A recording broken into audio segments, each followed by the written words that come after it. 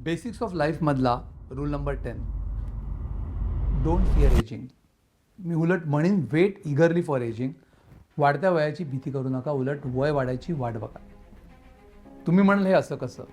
कारण प्रत्येकाला आपलं वय वाढायची भीती असते.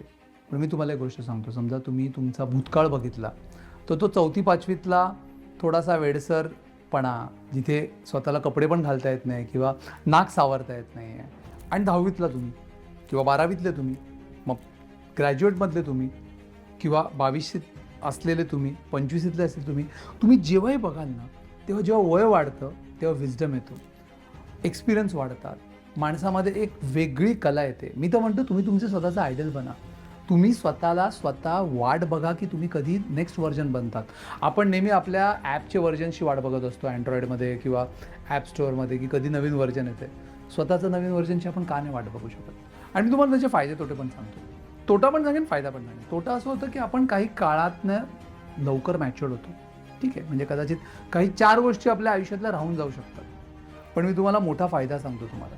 जेव्हा एखादा 25शीतला माणूस त्याचा पर्स्पेक्टिव्ह 30शीचा ठेवतो किंवा 35चा ठेवतो, तेव्हा त्याचा प्रचंड अनुभव होतो आणि त्याला त्याच्या डिसिजन मेकिंगमध्ये प्रचंड फायदा होतो.